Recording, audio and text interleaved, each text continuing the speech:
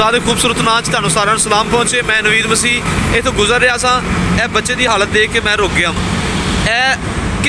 एक मिनट अगे आना, थोड़ा इत्थे अग बैठो।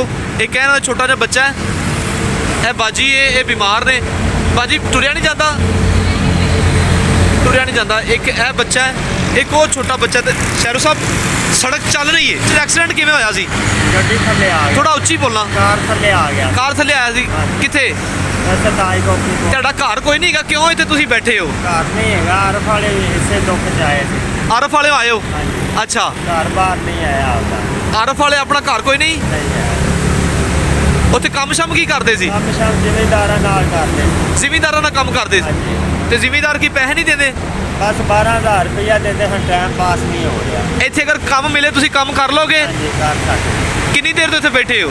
ਇੱਥੇ 15 ਦਿਨ ਹੋ ਗਏ। ਯਾਰ ਇੰਨੀ ਸਰਦੀ ਹੈ, ਤੂੰ ਬੱਚਿਆਂ ਨੂੰ ਲੈ ਕੇ ਬੈਠਾ ਹੈ ਕਿ ਠੰਡ ਵਗੈਰਾ ਕੋਈ ਐਸਾ ਇੰਤਜ਼ਾਮ ਹੈਗਾ ਤੁਹਾਡੇ ਕੋਲ? ਨਹੀਂ, ਕੋਈ ਨਹੀਂ। ਅਸੀਂ ਇੱਥੋਂ ਗੁਜ਼ਰੇ ਹਾਂ ਸ਼ਹਿਰੋ ਸਾਹਿਬ, ਤੇ ਅਸੀਂ ਕੀ ਦੇਖਿਆ ਇੱਥੇ? ਸਰ ਦੇਖੋ, ਉਹ ਆਰਫ ਵਾਲੇ ਤੋਂ ਆਏ ਨੇ। ਹਾਂ, ਇੱਥੇ ਉਹਨਾਂ ਦਾ ਘਰ ਬੂਆ ਕੋਈ ਨਹੀਂ। ਉਹ ਕਹਿ ਰਹੇ ਨੇ ਕਿ ਅਸੀਂ ਆਰਫ ਵਾਲੇ ਵੀ, ਸਾਡਾ ਵੀ ਘਰ ਬੂਆ ਕੋਈ ਨਹੀਂ ਹੈਗਾ, ਠੀਕ ਹੈ। ਲਿਹਾਜ਼ਾ ਇਹ ਇੱਥੇ ਰਹਿਣਾ ਚਾਹੁੰਦੇ ਨੇ। ਤੇ ਲੇਕਿਨ ਇਹਨਾਂ ਵਾਸਤੇ ਕੋਈ ਬੰਦੋਬਸਤ ਨਹੀਂ ਹੈਗਾ। ਬੰਦੋਬਸਤ ਹੋਣਾ ਚਾਹੀਦਾ ਇਹਨਾਂ ਵਾਸਤੇ। ਇਹ ਵੇਖੋ ਛੋਟਾ ਜਿਹਾ ਬੱਚਾ ਹੈ, ਇਹ ਰੋਜ਼ ਦੁੱਧ ਵੀ ਮੰਗਦਾ ਹੋਏਗਾ। ਕੀ ਖਿਆਲ ਹੈ ਬਾਜੀ, ਦੁੱਧ ਮੰਗਦਾ ਹੈ? ਪੈਸੇ ਹੋਣ ਤੇ ਫਿਰ ਦੁੱਧ ਪਿਆ ਸਕਦੇ ਹੋ। ਅਸੀਂ ਇੱਥੋਂ ਗੁਜ਼ਰੇ ਹਾਂ ਤੇ ਅਸੀਂ ਇਹਨਾਂ ਨੂੰ ਪੂਰੀ ਫੈਮਿਲੀ ਨੂੰ ਦੇਖਿਆ। ਇਹ ਤਕਰੀਬਨ ਕਿੰਨੇ ਦਿਨਾਂ ਤੋਂ ਇੱਥੇ ਹੈਗੇ ਹੋ ਤੁਸੀਂ? 15 ਦਿਨ ਤੋਂ ਹੈ। 15 ਦਿਨ ਤੋਂ ਇੱਥੇ ਹੋ। ਤੇ ਵਾਸ਼ਰੂਮ ਵਗੈਰਾ, ਪਾਣੀ ਕੋਈ ਭਰ ਲਈ ਜਾਂਦੀ। ਇੱਥੋਂ ਭਰ ਰਹੇ ਦਾ ਗੁਜ਼ਾਰਾ ਕਰਦੇ ਪਏ। ਅਸੀਂ ਤਮਾਮ ਲੋਕਾਂ ਵਾਸਤੇ ਇਹ ਦਰਖਾਸਤ ਅਪੀਲ ਕਰਾਂਗੇ, ਅਗਰ ਕੋਈ ਇਹਨਾਂ ਦੀ ਹੈਲਪ ਕਰਨਾ ਚਾਹੇ।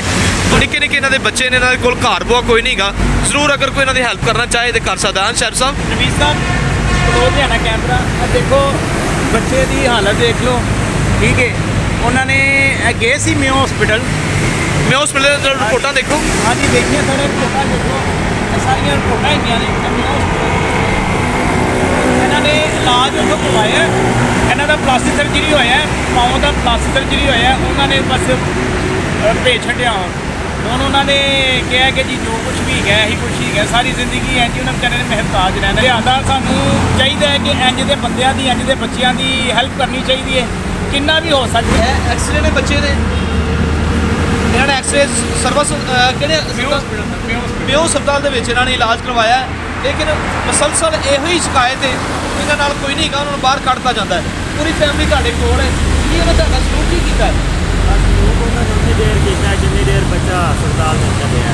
ਜਦੋਂ ਬੱਚਾ ਮਤਲਬ ਕਿ ਉਹਨਾਂ ਨੂੰ ਪੱਟੀ ਖੋਲੀ, ਉਹਨੇ ਕਿਹਾ ਚਲੋ ਨਿਕਲਦੇ ਹੋ। ਹਾਂ ਜੀ, ਗੱਲ ਮੈਂ ਖੁਦ ਇਹ ਅਦਾਰਾ ਇਹੋ ਜਿਹਾ ਕੋਈ ਬਣਾਉਣਾ ਚਾਹੁੰਦਾ ਹਾਂ, ਕਿੱਥੇ ਇਹੋ ਜਿਹੇ ਲੋਕਾਂ ਦਾ ਸਹਾਰਾ ਅਸੀਂ ਬਣ ਸਕੀਏ, ਜਿੱਥੇ ਇਹ ਰੁਕ ਸਕਣ। ਅਸੀਂ ਸ਼ੁਕਰਗੁਜ਼ਾਰੀ ਕਰਦੇ ਹਾਂ ਖੁਦਾ ਦੀ ਕਿ ਸਾਨੂੰ ਉਹਨੇ ਮਖਲੂਕ ਬਣਾਇਆ, ਅਸੀਂ ਇੱਕ ਦੂਸਰੇ ਦੇ ਕੰਮ ਆ ਸਕੀਏ।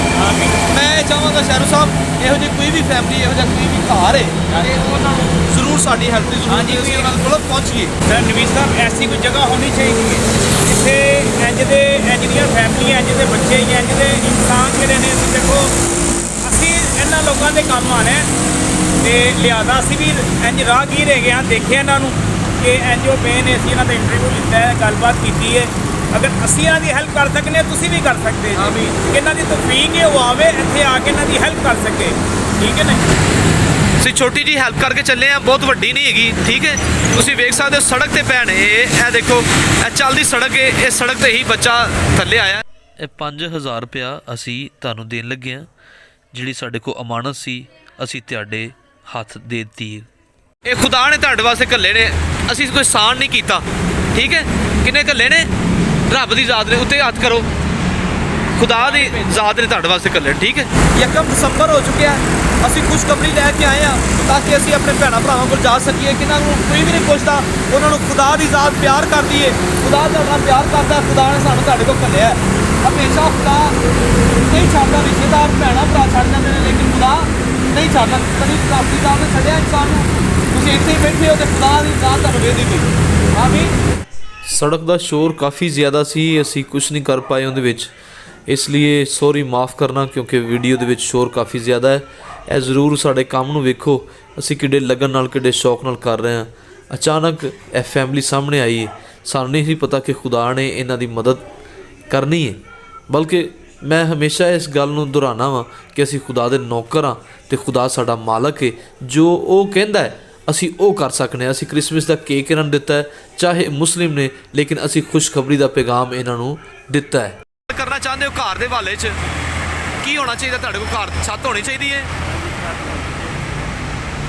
ਇੱਥੇ ਬਾਰਿਸ਼ ਹੁੰਦੀ ਤੇ ਕੀ ਕਰਦੇ ਹੋ? ਬੱਚੇ ਤਾਂ ਕੁਛ ਵੀ ਨਹੀਂ, ਬੱਚੇ ਹੀ ਫਾੜ ਸਕਦੇ ਆ। ਅੱਗੇ ਬੱਚੇ ਨਾਲ ਇਸ ਤਰ੍ਹਾਂ ਹਾਦਸਾ ਹੋਇਆ ਹੈ। ਇਹ ਨਿੱਕੇ ਨਿੱਕੇ ਬੱਚੇ ਨੇ ਇਸ ਭਾਈ ਦੇ। ਜ਼ਰੂਰ ਇਹ ਕੋਈ ਅਗਰ ਸਾਡੀ ਵੀਡੀਓ ਦੇਖ ਰਿਹਾ ਉਹਨੂੰ ਜ਼ਰੂਰ ਸ਼ੇਅਰ ਕਰੋ। ਸ਼ੇਅਰ ਕਰੋਗੇ ਤੇ ਇਹਨਾਂ ਦਾ ਭਲਾ ਹੋ ਸਕੇਗਾ, ਕਿਤੇ ਨਾ ਕਿਤੇ ਇਹਨਾਂ ਵਾਸਤੇ ਭਲਾਈ ਪੈਦਾ ਹੋ ਸਕੇਗੀ।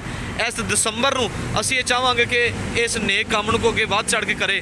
ਅਸੀਂ ਸ਼ੁਕਰਗੁਜ਼ਾਰ ਹਾਂ ਕਿ ਥੋੜੀ ਜਿਹੀ ਹੈਲਪ ਇਹਨਾਂ ਵਾਸਤੇ ਹੋਈ ਹੈ, ਖੁਦਾ ਨੇ ਕੀਤੀ ਹੈ। ਅਸੀਂ ਉਹਨਾਂ ਵਾਸਤੇ ਸ਼ੁਕਰਗੁਜ਼ਾਰ ਹਾਂ ਜਿਨ੍ਹਾਂ ਨੇ ਘੱਲੀ ਹੈ। ਤਾਂ ਅਸੀਂ ਇਹ ਦੁਆ ਕਰਾਂਗੇ ਕਿ ਖੁਦਾ ਇਹਨਾਂ ਵਾਸਤੇ ਚੰਗੇ ਵਸਾਇਲ ਤੇ ਜ਼ਰਾਏ ਪੈਦਾ ਕਰੇ।